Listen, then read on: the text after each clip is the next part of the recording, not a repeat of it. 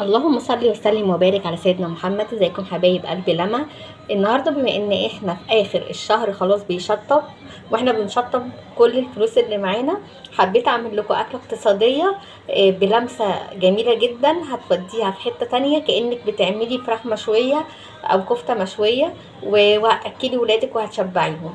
يلا بسرعه هقولك معانا ايه النهارده.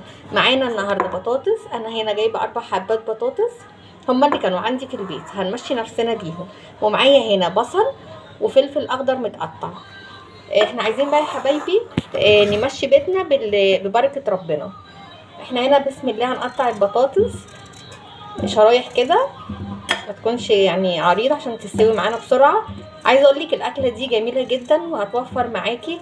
ممكن تعملي جنبها رز بشعريه او رز ابيض، مش عايزه رز ممكن حتى تتاكل بعيش من غير اي حاجه، تبقى طعمها جميل جدا وموفره ومشبعه جدا لاولادك. بصوا بقى، انا البصل هنا هو ده البيس بتاعي، دي القاعده بتاعتي اللي انا هظبط بيها صينيه النهارده، وهقول لك على سرين يخلوا طعمها في حته تانية. اول حاجه البصل هنا بسم الله، انا هنا برضو كان عندي 3 حبات بصل مش كبار، هوزعه كده في الصينيه واحط معاهم الفلفل. اول حاجه معانا بقى السر اللي هيخلي طعمها في حته تانية خالص، سماق.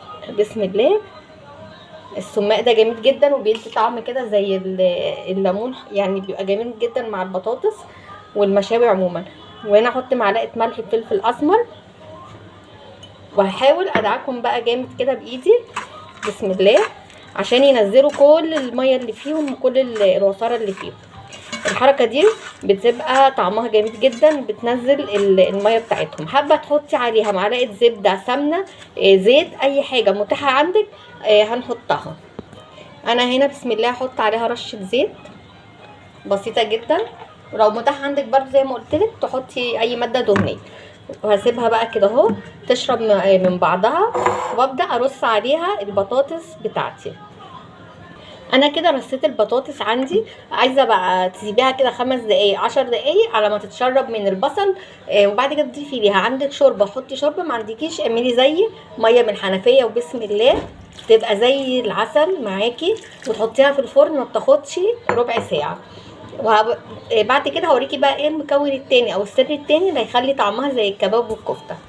كده يا حبايبي بعد ما طلعتها من الفرن بسم الله ما شاء الله، عايزه اقولك ان اللي فوق دوت ده السوجو اللي هو البصل بتاعنا بالفلفل اللي احنا عملناه، ممكن ده كده يتغمس بلقمه بيبقى طعمه ما شاء الله.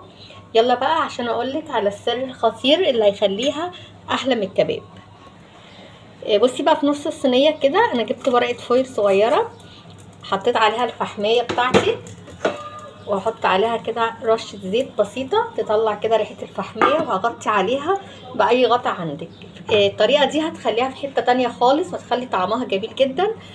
وشايفين بسم الله ما شاء الله الدخان عامله ازاي، كانك بتشوي كباب. هتخلي طعمها جميل مع شويه رز بشعريه مع طبق مع حبه عيش لو مفيش رز، وبالف هنا وشفا. وما تنسيش لايك واشتراك منك جميل وتعليق.